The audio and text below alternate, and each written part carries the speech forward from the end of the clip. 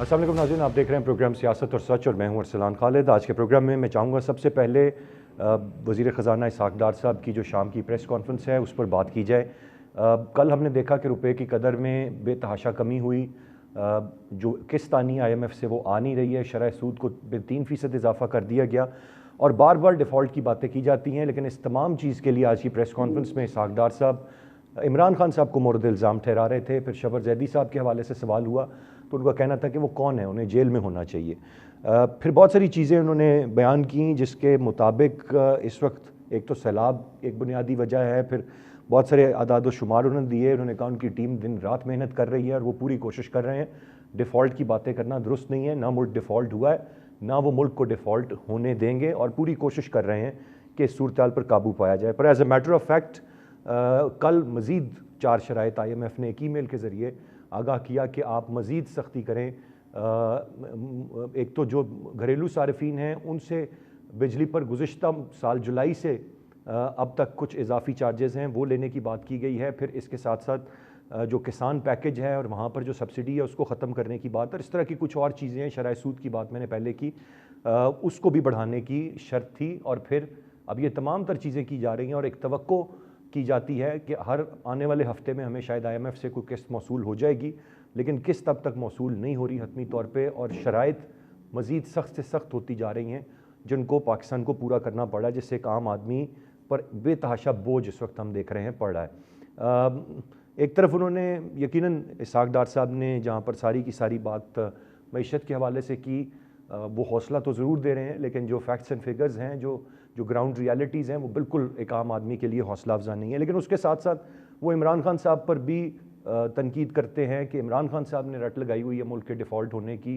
उन्होंने यहाँ तक भी कहा कि मसला उनकी टांग में ही नहीं है, उनके दिमाग में भी मसला है और ये चाहते हैं इमरान खान साहब के मुल्क डिफ़ॉल्ट हो जाए, लेकिन ऐसा नहीं होगा। मैं चाहूँगा एक तो इस पर हम बात करें, इसके साथ साथ इमरान खान साहब दूसरी तरफ उनकी सहाफ़ियों से बातचीत है, बड़ी कॉन्ट्रडिक्शन उनकी अपनी स्टेटमेंट्स में नज़र आ रही है। मुख्तलिफ सवालात हुए, चूँकि आज जो तारीख़ है पंजाब में वो भी देरी सदर मुमलिकत ने इंतखाबात की 30 अप्रैल, तो उन्होंने 300 के करीब उम्मीदवार हैं। उन्होंने कहा वज़ारत आला के लिए पंजाब में अगर अभी से किसी का नाम ले लिया तो यहाँ पर कत्ले आम हो जाएगा। फिर इस्टेब्लिशमेंट के हवाले से उन्होंने जनरल बाजवा के हवाले से कहा कि उन्होंने उनकी पीठ में छुरा घोंपा। नए आर्मी चीफ से वो कहते हैं बात करना मैं चाहता हूँ लेकिन अब कोई मेरे से बात नहीं करना चाहता, मेरी किसी से कोई लड़ाई नहीं है। ये तमाम तर चीज़ें वो इस वक्त कह रहे हैं। बहुत ज़्यादा तज़ाद भी उनकी बहुत सारी बातों में ख़ुद भी पाया जाता है। तमाम तर मामला जो आज खुद नोटिस था अदालत का, उसके बाद जहाँ पंजाब की तारीख़ आ रही है तो आज भी वो कहते हैं कि आम इंतखाबात एक वक्त में हो जाएं तो इससे पैसे की बचत होगी। तो ये भी मुतालबा वो दोहरा रहे हैं। तमाम तर चीज़ें मरीम नवाज़ साहिबा के हवाले से उन्होंने बात की, बाकी चीज़ें कहीं।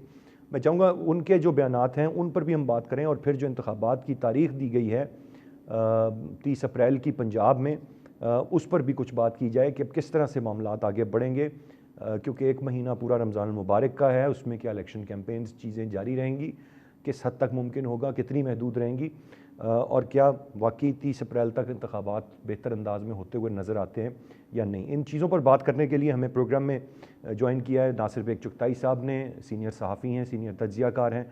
बहुत शुक्रिया सर आपके वक्त का। हैदर वहीद साहब सीनियर जर्नलिस्ट और एनालिस्ट हैं, प्रोग्राम में हमारे साथ मौजूद हैं और मुजम्मिल सोहरवर्दी साहब भी सीनियर जर्नलिस्ट और एनालिस्ट हैं, प्रोग्राम में हमें ज्वाइन कर रहे हैं। बेग साहब, गुफ्तगू का आगाज़ आपसे करते हुए सबसे पहले इसहाक़ डार साहब के हवाले से आपकी क्या राय होगी? वो हौसला तो देते हैं हर दफ़ा, लेकिन जो हालत ज़ार है एक आम आदमी की, अब वो हौसला ले नहीं रहा इन तमाम बातों से। और क्या अब भी ये जो तमाम तर मलबा वो इमरान खान साहब पर डाल रहे हैं ये दुरुस्त होगा कि वो कहें कि शुक्र है हम आगे, अगर नहीं आते तो इस वक्त तो मुल्क वाकई दिवालिया हो गया होता, हम तो बचा रहे हैं मुल्क को, but as a matter of fact इल्ज़ाम उन पर आ रहा है सारा का सारा। देखिए, हमने पेश किया था IMF को कि हम गारंटी देते हैं स्टेट की कि हम माहदे पर अमल करेंगे, उन्होंने माहदा तोड़ दिया। वहाँ से वाकई अब इसहाक़ डार साहब सही कहते हैं, बुनियाद वो है जहाँ से माहदा तोड़ा गया है। चले उसके बाद कश्ती डूब रही थी, आप उस डूबती कश्ती पर सवार हो गए, आपकी गलती। मैं तो उन लोगों में से हूँ जो शुरू से कहता रहा कि ये डूब रहे हैं, इनको डूबने दें आप, लेकिन आपने कहा कि नहीं रियासत डूब जाएगी तो हमको आना पड़ा। तो अब आपने जब रियासत को बचाना था तो फिर वो इक़दाम करते ना जिससे रियासत बच जाती, रियासत का जो इक़्तिसादी ढांचा है वो बच जाता।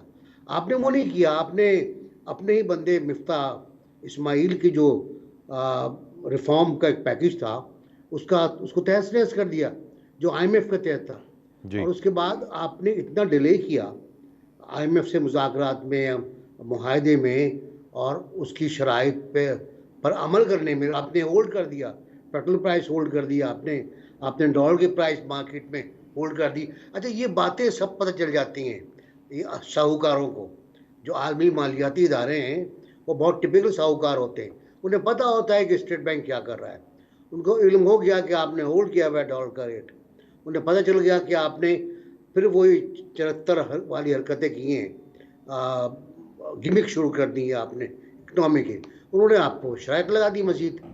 पहले वादा खिलाफी का इल्ज़ाम था, फिर अभी आ गया कि आपने ड्रामाबाजी की और आपने डॉलर के रेट को होल्ड किया है। तो जाहिर है फिर एक, फिर दो, और फिर वो अरे उसके बाद वो नामाकूल हो गए IMF वाले। उन्होंने एडवांस शराइत पेश कर दी कि जो एडवांस आपकी इकनॉमी है, जो आगे जाएंगे आप वहाँ जाके ये करेंगे, ये करेंगे, ये करेंगे। शरह सूद पर आ गए वो उसके बाद वो लाइफ लाइन तक पर आ गए, बिजली की सार्फिन की, कि इन पर भी टैक्स लगाएं। अब सब आपको मानना पड़ी, मतलब बकौल शहबाज शरीफ साहब के प्राइम मिनिस्टर के, हमारी नाक से लकीरें निकलवाई। वो ये उन्होंने कहा था 2 महीने पहले। अब तो पता नहीं क्या करवा रहे हैं हमसे वो, और हम सब मानने पर तैयार हैं। अगर ये हम 4 महीने पहले मान लेते तो इतना खतरनाक सूरत हाल नहीं होती। असद ठीक है, उमर, यानी कि बेग साहब आप समझते हैं कि जो बातें सागदार साहब कह रहे हैं उनमें सच्चाई है और ये रियलिटी है कि उनमें सच्चाई है, लेकिन गलती पे इसहाक डार साहब की भी है। इसहाक डार साहब ने वो गलती की जो शौकत तरीन ने की थी, जिसकी वजह से IMF जो है वो नाराज हुई है और उसने कहा भाई आप छोड़े, हम नहीं कर रहे आपसे बातचीत। राइट सर, पॉइंट आ गया। मैं मुजम्मिल साहब की जानिब बढ़ूंगा। मुजम्मिल साहब, आपकी क्या राय होगी इस सारे मामले पर? इत्तफाक करेंगे आप जो बेग साहब ने बात कही वही है मामला सारा का सारा? क्योंकि एक बात तो वाज़े तौर पर हम सब जानते हैं और अभी बेग साहब ने भी उसी का जिक्र किया कि जब इनहराफ किया, IMF के माहदे को तोड़ा, सब्सिडीज़ दी जब खान साहब की गवर्नमेंट जारी थी, तो इस खराबी का आगाज़ वहाँ से हुआ था और फिर ये मामलात ऐसे बिगड़े कि अब तक संभल नहीं पा रहे हैं किसी से।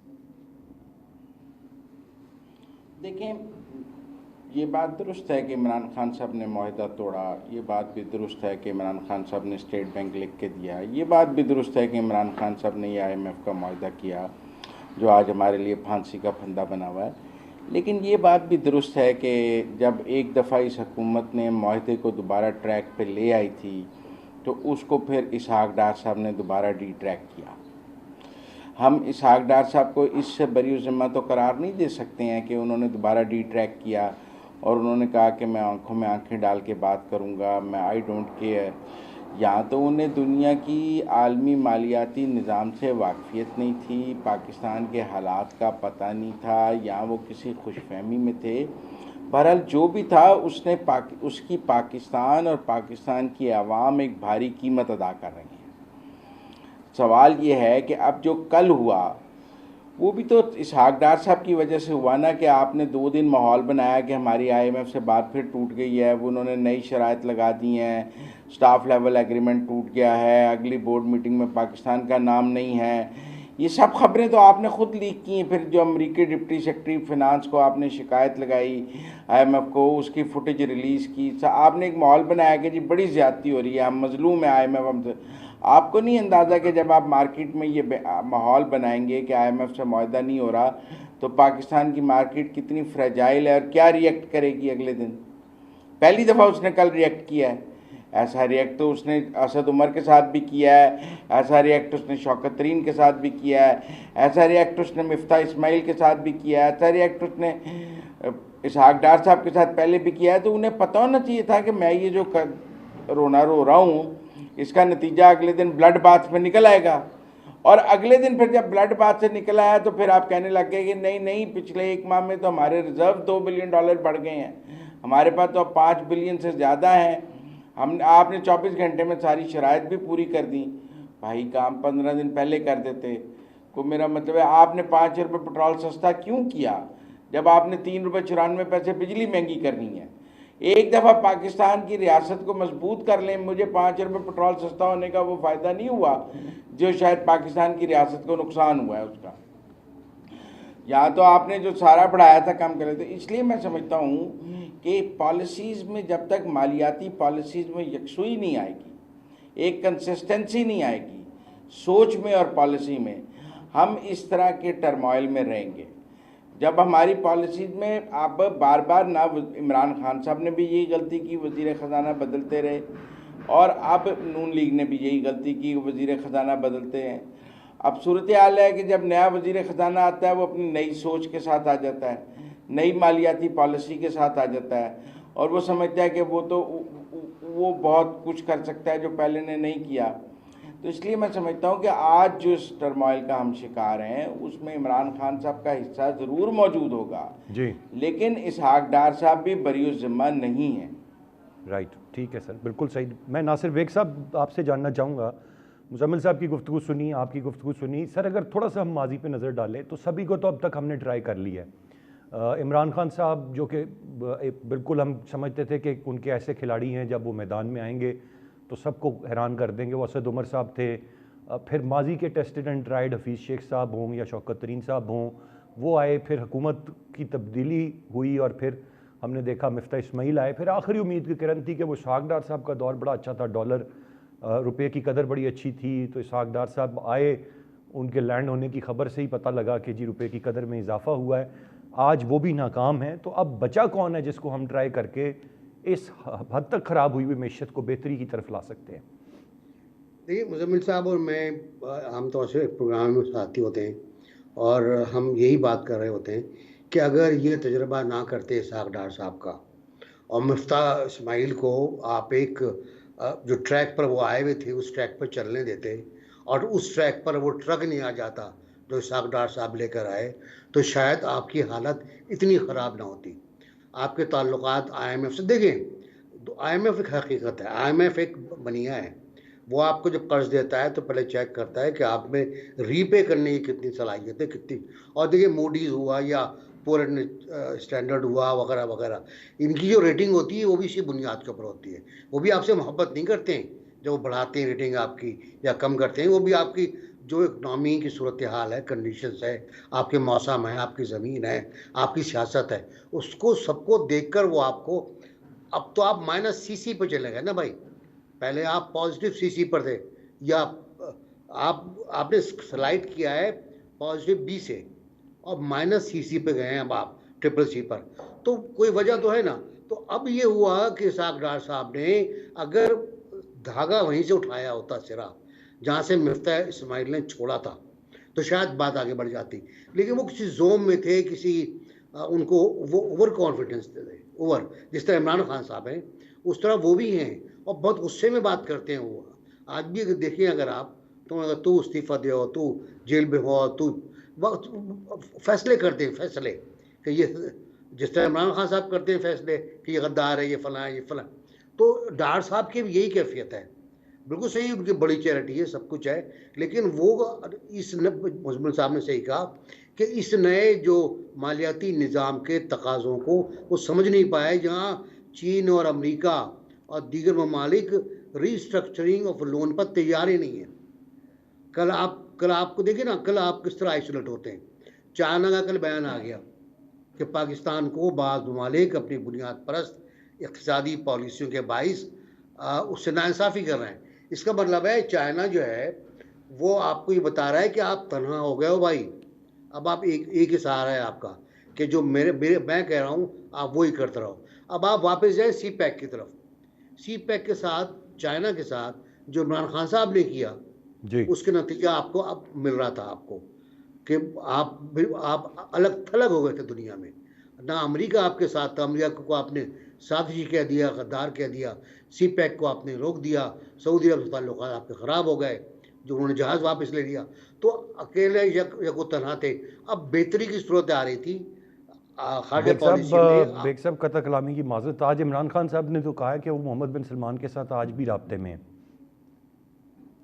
हाँ, होंगे, यकीनन होंगे, मुमकिन है घड़े का मसला हो, मुमकिन है ताल्लुकात तो होते हैं ना, राब्ते तो होते हैं। राब्ते किस तरह के राब्ते हैं ये राब्ता था कि जब उन्होंने जहाज़ दिया अपना अमेरिका जाने के लिए तो आधे रास्ते से वापस ले लिया।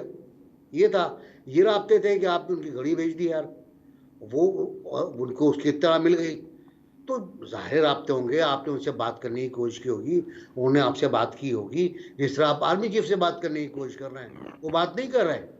जब दूसरा बकौल इमरान खान साहब के, जब दूसरा बात करने को तैयार ही नहीं है, तो मैं क्या कर सकता हूँ। और मोहम्मद बिन सलमान के पास इतना वक्त नहीं है, वो बहुत बिजी हो गया है, उसको कल्चर का अपना पूरा एक रेवोल्यूशन लाना है, वहाँ पर सकाफती इनकलाब ला रहे हैं। वैसे हो रहा होगा, मुमकिन राब्ता हो रहा होगा, किसी के ज़रिए राब्ता हो रहा होगा, वहाँ लोग मौजूद हैं, उनसे बातचीत हो रही है, लेकिन वो राब्ते नहीं है जो गाड़ी ड्राइव करने वाले राब्ते थे, एयरपोर्ट से घर तक, घर से एयरपोर्ट तक, ये वो राब्ते नहीं है। अब हालात, क्योंकि अब अगर सऊदी अखबारात आप देखिए, उनका मूड भी चेंज है। बहुत दोस्त हैं, मैंने काम किया है वहाँ पर, उनका भी मेरा स्टाइल पूरा चेंज हो गया है। अब वो लाडला नहीं रहा कोई वहाँ पर उनका, अब उनकी पूरी नज़र जो है पाकिस्तान की मौजूदा हुकूमत के ऊपर है कि वो किसी तरह सक्सीड हो जाए। वो आपको फाइनेंशियल हेल्प दे रहे हैं, लेकिन उनकी शर्त वही है कि IMF पहले आपको एग्रीमेंट हो जाए, आपको कर्ज मिल जाए, फिर जो चाहें आप 3 अरब डॉलर का रोल ओवर और इन्वेस्टमेंट के वादर में वो सब आपको देने को तैयार हो जाएंगे वो। अब सूरत हाल ये है कि बड़े साहूकार के हाथ में सबका हाथ है। IMF को आपने नाराज़ कर दिया, इमरान खान साहब की हुकूमत ने भी, इसहाक डार साहब ने भी। शहबाज शरीफ का मैं इसमें कोई कसूर नहीं समझता, क्योंकि इसहाक डार साहब को एक तरफ तो शाबाश मिलती रहती है और एक तरफ से वो बकौल मुजम्मिल साहब के 5 रुपये कम कर देते हैं पेट्रोल पर, जो यकीनी तौर पर एक अजीबोगरीब हरकत थी। वो 5 रुपये किस काम के भाई, जो पेट्रोल पर खर्च कर रहे हैं। जब डॉलर की कीमत आप इतनी ज़्यादा बढ़ा रहे हैं रुपए के मुकाबले में, तो जो अब तेल आएगा वो कितना बढ़ेगा 15 दिन के बाद, इसका अंदाज़ा लगा लें। जी, गुफ्तगू का सिलसिला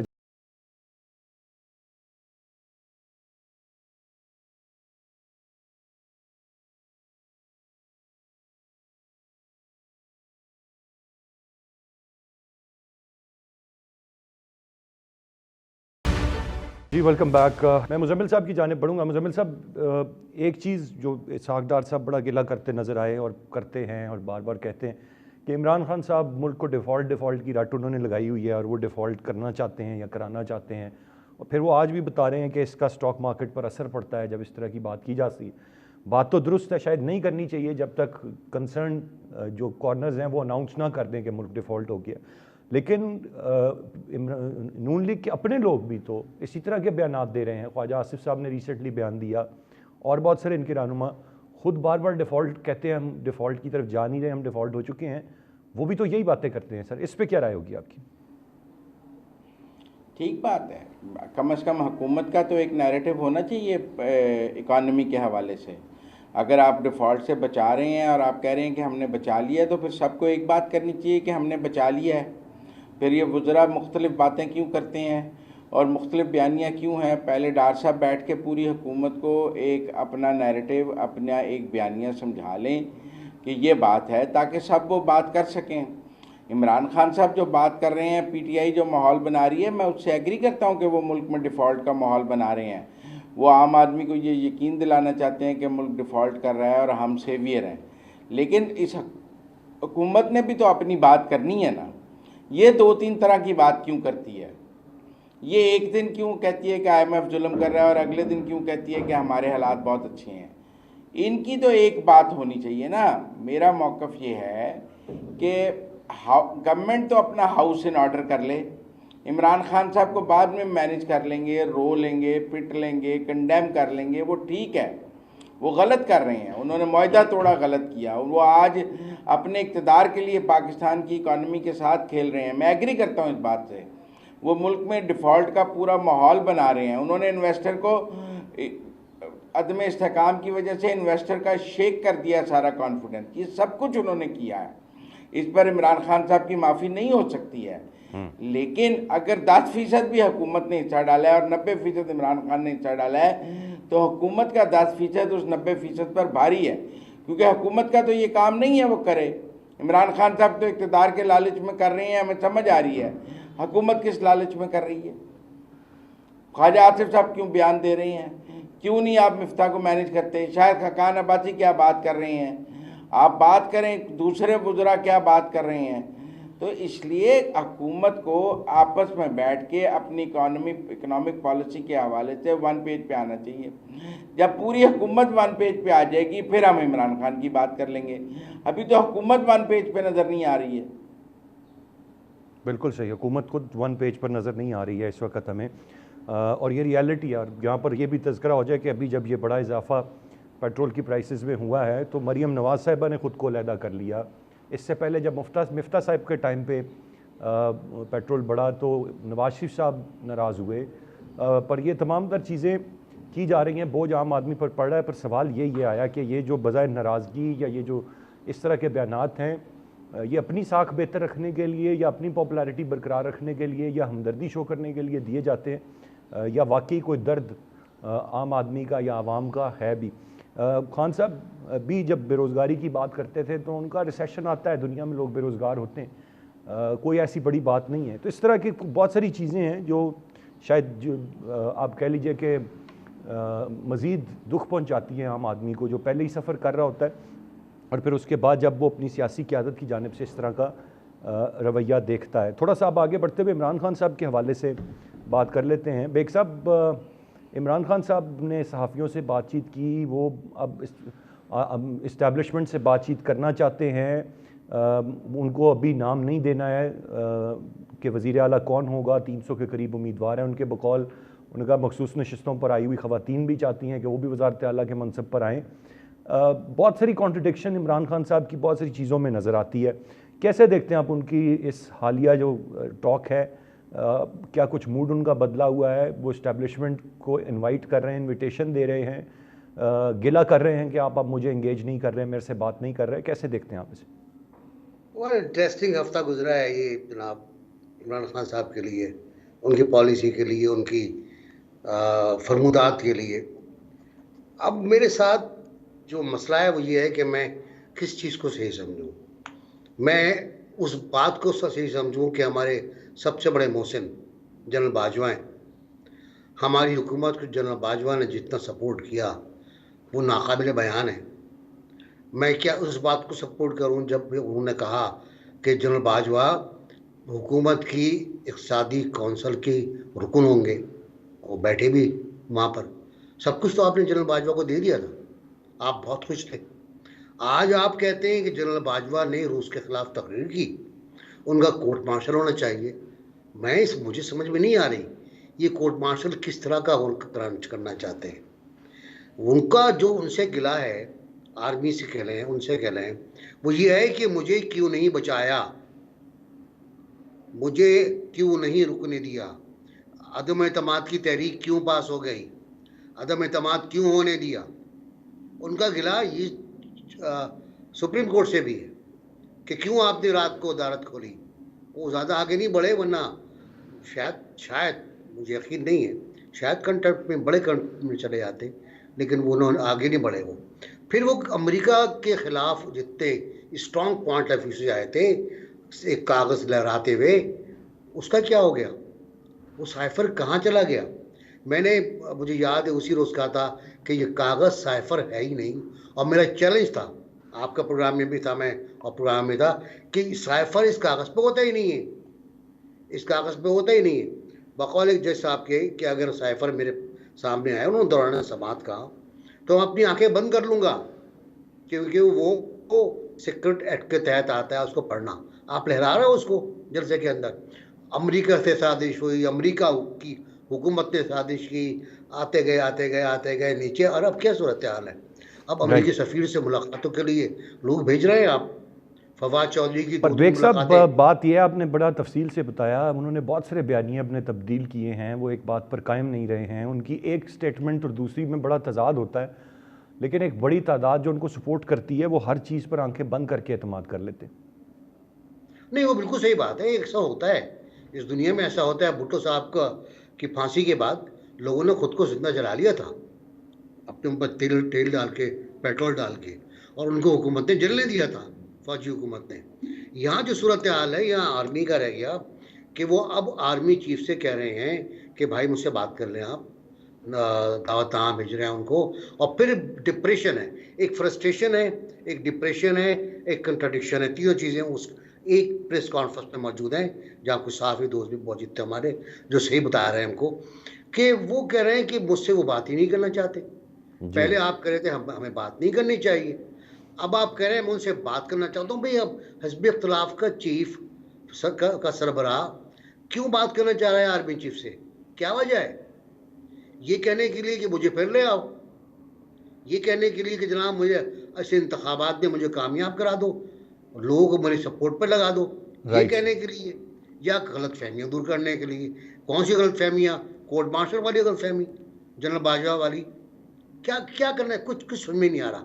ये भी समझ में नहीं आ रहा जब वो कहते हैं कि पंजाब में मैं जिसको मुकर्रर करूँगा, अभी नाम बता दिया तो कत्लेआम हो जाएगा। जी देखिए उस वक्त भी आपने मुझसे यही कहा था कि मैं ऐसा नाम दूंगा कि वो नाम तारीख में अमर हो जाएगा। बुजदार ले गए आप मुझे, राइट बुजदार सर। ले गए, बेग क्योंकि साहब पॉइंट आ गया सर सितारों आपका, की जो मुझे एक ब्रेक की चालें, जाने पड़ना है अब, और ब्रेक।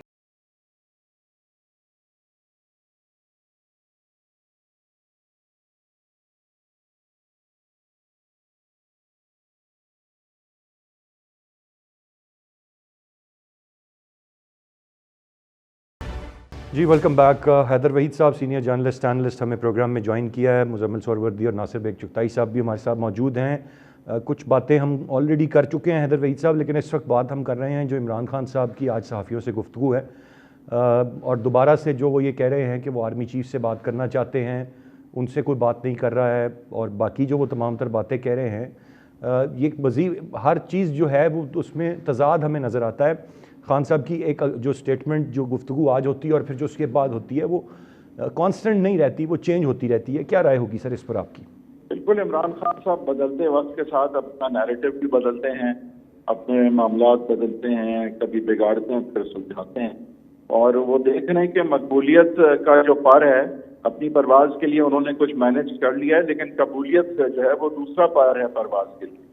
और अब आई थिंक उन्हें पता है कि कबूलियत के हवाले से भी उनको कुछ बेहतर और कुछ ज्यादा करना पड़ेगा, तो वो चाहेंगे कि उनकी मकबूलियत जो है वो कबूलियत को मजबूर कर दी, लेकिन आई थिंक मजबूर करने के अलावा भी कुछ उन्हें एफर्ट्स करने पड़ेंगे, और अभी तक उनकी बात इस हवाले से बनी नहीं है, लेकिन वो कोशिश कर रहे हैं। और आई थिंक कहीं ना कहीं वो चाहते हैं कि उनको जो लाने की कीमत समझी जा रही है कि कुछ लोगों को अदा करनी होगी, तो उनको ना लाने की कीमत वो चाह रहे हैं वो उससे बढ़ा दें, ताकि जो लोग इन्हें चाहते हैं कि ये ना आए वो मजबूर हो जाएं ये सोचने पे कि अब इनको बाहर रखने की कीमत है वो अदा करने से ज्यादा हो गई है। तो उनके आई थिंक एम कुछ इस तरह का था और है कि वो कहीं ना कहीं मजबूर करें कि उनसे फिर से बातचीत जो है वो शुरू हो। तो अब वो आई थिंक समझते हैं कि वो एक ऐसे पॉइंट पे हैं कि बातचीत शुरू करने के हवाले से वो कुछ ठोस इकदाम उठाना चाहते हैं, लेकिन जाहिर है कि आगे से जो है वो अब इतना आसान नहीं होगा कोऑपरेशन देना। मुझे हैदर वहीद साहब, आपने कबूलियत की बात की, जब वो एक ही गुफ्तगू में एक तरफ साबिक आर्मी चीफ को आड़े हाथों लेंगे, उनको तनकीद का निशाना बनाएंगे, कहेंगे उन्होंने पीठ पे छुरा घोंपा, जबकि सब जानते हैं कि वो पहले क्या ख्यालात उनके बारे में रखते थे, तो इस बयानिए को चलाते हुए वो समझते हैं कि उनकी कहीं कबूलियत हो जाएगी, कोई दोबारा कतराएगा नहीं कि खान साहब के साथ हम कुछ अच्छा करें, नेकी करें, कल को इन्होंने हमें भी यही कहना है। फिर तो क्या वो खुद नहीं समझते कि इस तरह चलने से उनको कुछ खास कामयाबी हासिल नहीं होगी कबूलियत वाली? ये आपकी बात दुरुस्त है, स्पेशली क्योंकि बाजवा साहब अब हिस्ट्री हो चुके हैं, तो अभी भी उनकी बात को पीटना, अदर देन की मैसेज देना कि भाई अगर जो मेरे साथ ऐसा करेगा उसको मैं फिर रिटायर होने के बाद क्या करूंगा उसके साथ, ये मैसेज देने के अलावा कोई बात समझ नहीं आती कि वो बाजवा साहब पे अभी भी जो है वो इतना क्यों हुक्ड ऑन है। उनको ज़रूरत नहीं है एज सच इस चीज़ की, लेकिन वो कोई मौका नहीं छोड़ते कि वो बाजवा साहब को क्रिटिसाइज ना करें, और क्रिटिसिज्म से बात आगे भी चली जाती है, कुछ पर्सनल नजर आती है। वैसे तो जाहिर है चीज़ें पर्सनल तो जब ही होती है ना, जो आप कह रहे हैं पहले क्या राय रखते थे, तो हर कोई जिसके साथ बिट्रेयल या पर्सनल होती है चीज़, वो एक ज़माने में आप उसके बारे में अच्छी राय ही रखते हैं, तो वो बात तो कंसिस्टेंट है इस तरह की सिचुएशन के हवाले से। लेकिन आई थिंक पर्सनल से उन्हें ज़रा हट के अब यह पॉलिटिकल, प्योरली पॉलिटिकल को देखना पड़ेगा, और अगर जो उन्हें एडवांटेज मिलना था बाजवा साहब के खिलाफ बातें करने का, वो अब मिल चुका है। मेरे ख्याल से कि अब मजीद जो है एडवांटेज की जगह अब डिसएडवांटेज होने मिलता है। तो वो इस ऑब्सेशन से उनको हटना पड़ेगा। राइट मुजम्मिल साहब, your take on the matter, आप कैसे देखते हैं खान साहब की इस हालिया गुफ्तगू को? और मेरे ख्याल से बाज़ाब्ता तौर पर उन्होंने ये पहली दफ़ा बड़े स्ट्रेट वे में बात की है। कोई वेलकम कहीं से किया जाने का कोई इम्कान चांद साहब को नज़र आता है कि अब वो इस तरह के चीज़ें कहेंगे, नोइंगली कि इलेक्शन की पंजाब की डेट आ गई है, बाकी चीज़ें हैं कि भाई थोड़ा सा अब मेरे साथ मामलात को आप बेहतर करें, लेकिन उन्हें कोई रिस्पॉन्स भी मिलेगा या मुश्किल नज़र आता? देखिए, इमरान खान साहब इस वक्त समझते हैं कि इस्टेब्लिशमेंट का एक पिलर जो जुडिशरी है वो उनके साथ खड़ा है और वो जुडिशल इस्टेब्लिशमेंट के सर पे मिलिट्री इस्टेब्लिशमेंट को ज़ेर कर लेंगे।